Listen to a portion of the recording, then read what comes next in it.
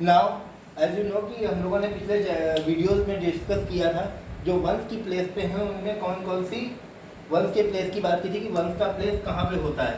अब हम लोग इसके बाद में नाउ वी विल डिस्कस कि वंस के प्लेस पे कौन सी डिजिट हो जिसकी वजह से हम लोग रिकॉग्नाइज हाउ विल रिकॉग्नाइज कि either the number will be come in the criteria of odd number और this will come in the even number. तो हम लोग एक सिंपल सी चीज़ लेके चलते हैं। एक कीवर्ड मैं आपको बता दूं कि अगर वंस के प्लेस पे, चलिए मैं इसको पहले मिटा देता हूँ, आप लोगों के लिए मैंने लिख कर ये रखा हुआ था, देन उसके बाद में हम लोग डिस्कस करते हैं। अगर हम लोग वंस के प्लेस की बात करें तो वंस के प्लेस पे अगर 0 हो, 2 हो, 4 हो, 6 हो या 8 हो, अगर इनमें से कोई भी नंबर, चाहे नंबर जितनी भी बड़ी हो, it doesn't mean, but if one of them will considered in the ones place, so that number will recognize as the even number। और सेम कंडीशन अगर हम लोग ऑड नंबर की बात कर लेते हैं तो ऑड नंबर में वंस के प्लेस पे या तो 1 होना चाहिए, 3 होना चाहिए, 5, 7 या फिर 9। इनमें से कोई भी एक number if will be placed in any particular number as a ones number in ones digit, so that number will be recognized as the odd number। and now we will discuss with an example। अगर हम लोग example की बात करें, यहाँ पर suppose that हमने कोई भी इवन नंबर्स का ही पूरा सेटअप ले लिया है 9, बट इसके बाद में अगर हम लोगों ने 2 जोड़ दिया, 2 भी छोड़ दीजिए, अगर हम लोगों ने इसके बाद में 9 के बाद में हम लोगों ने 8 जोड़ दिया, so that will be considered as a even number, क्योंकि इसके वंस प्लेस से हमें मतलब है। वंस प्लेस पे अगर 8 आए तो that is connected with even numbers. And अगर हम लोग ऑड नंबर्स की बात करें, इफ एनी नंबर, अगर हम लोग कोई भी नंबर ले ले, कोई फर्क नहीं पड़ता है कि उसमें इवन नंबर्स कितनी ज़्यादा हैं, बट अगर लास्ट डिजिट मीन्स अगर वंस की डिजिट एक ऑड नंबर है तो पूरी नंबर भी एक ऑड नंबर बन जाएगी। 6, 3 या 3 की जगह पे आप 1 लिख दीजिए, okay. And this will come in the criteria of the odd number, okay students, just see that one. And now after that we will discuss about some other important things, see that one.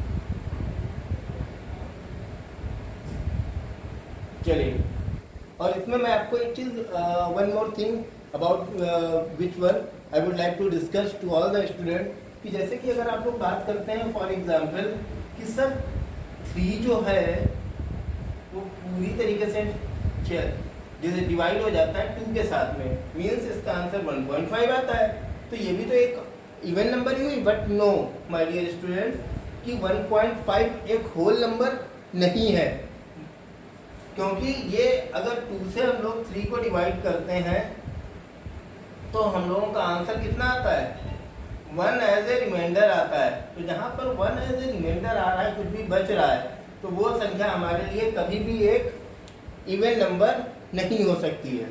Only this is about the divisibility.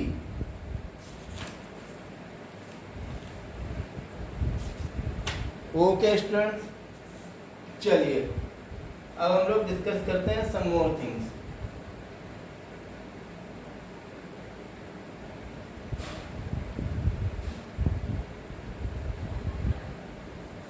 Now we will discuss about the rational numbers की what are the rational numbers. आप लोगों ने class 3rd से जब भी maths पढ़ना start किया होगा तो आपको पता चला होगा कि रैशनल नंबर्स भी होती हैं। तो रैशनल नंबर्स क्या होती है मैं आपको ये बता दूँ।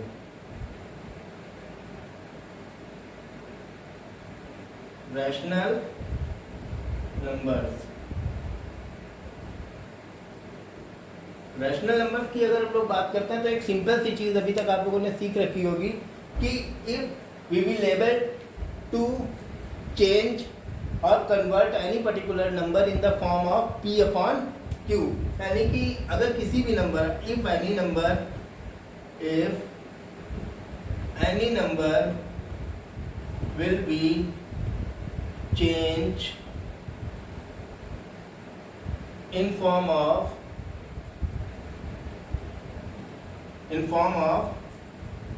P upon Q, so that will be considered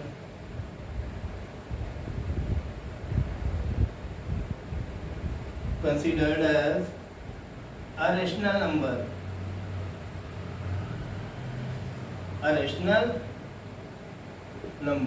चलिए अब जरा इस चीज़ को देख लेते हैं कि रैशनल नंबर्स के फॉर्म में कैसे हम लोग कन्वर्ट कर पाते हैं।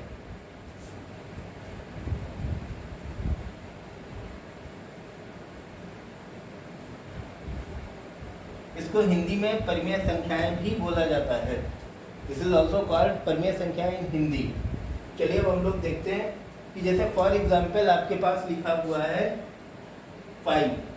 अब आप कहोगे कि 5 तो एक रैशनल नंबर होती नहीं है, but no my dear student, 5 एक रैशनल नंबर होती है। I prove that one. सबसे पहले बेसिक में मैं आपको एक चीज़ बता दूं, जो स्टूडेंट नए हैं उनको ये चीज़ नहीं पता होगी, बट वो सारे स्टूडेंट जिनका पढ़ाई में फोकस है उन सबको ये चीज़ पता होगी। आई डू होप कि आपको भी ये चीज़ पता हो कि अगर सपोज करो कोई भी एक नंबर ए है तो इसके साथ में क्या क्या होता है। एक तो इसके साथ में 1 हमेशा मल्टीप्लिकेशन में होता ही होता है। नंबर सेकेंड इसके डिवाइडेशन में भी एक होता है। 2 चीज़ें हो गई। थर्ड वन, इस संख्या के पावर में भी 1 होता है। पावर जो लोग 8th क्लास के स्टूडेंट हैं उन सबको ये चीज़ पता होगी कि पावर्स क्या होती हैं।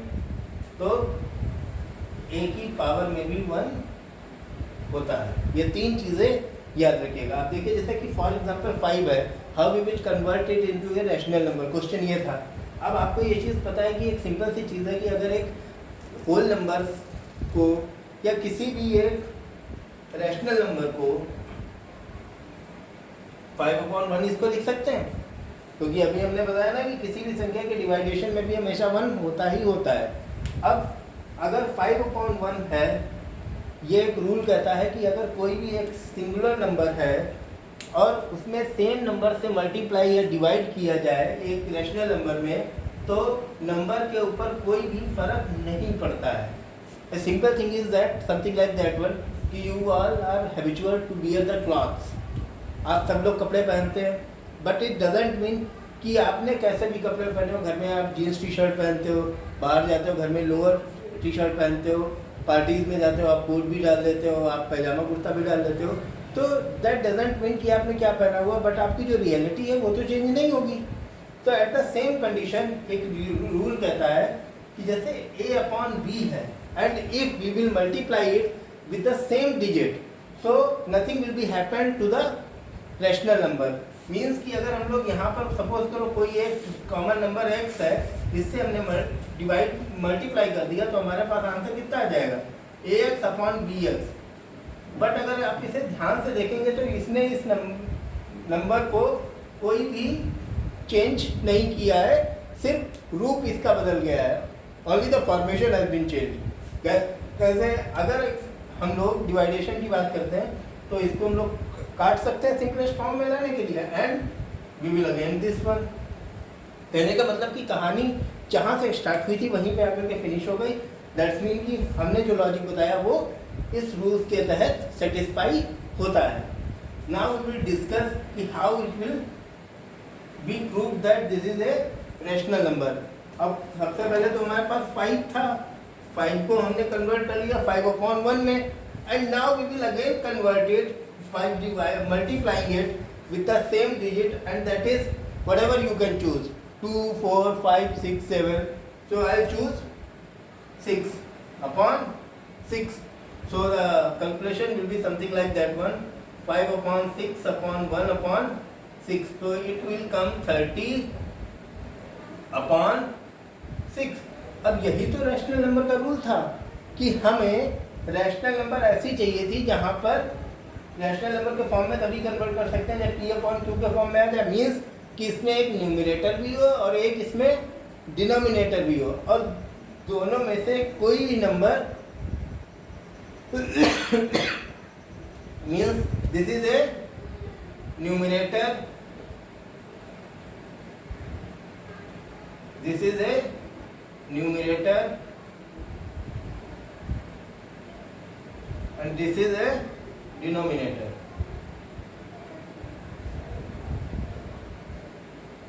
This is a denominator. अब हम लोग बात कर लेते हैं न्यूमरेटर और डिनोमिनेटर की। तो ये बार लाइन है, this is numerator, this is denominator. And अब इस चीज को हम लोग कैसे कन्वर्ट करेंगे? अब यहाँ पर आप देख सकते हैं कि इनमें जो डिनोमिनेटर है ये जीरो नहीं है। डिनोमिनेटर को जीरो नहीं होना चाहिए। This is a compulsory thing for converting any particular type of number in a rational form. तो ये चीज़ आई डू होप कि आप सबको समझ में आ गई होगी। तो इस तरीके से ये 5 को हमने प्रूव कर दिया कि ये एक रैशनल नंबर है। चलिए, शुड बी रब इट।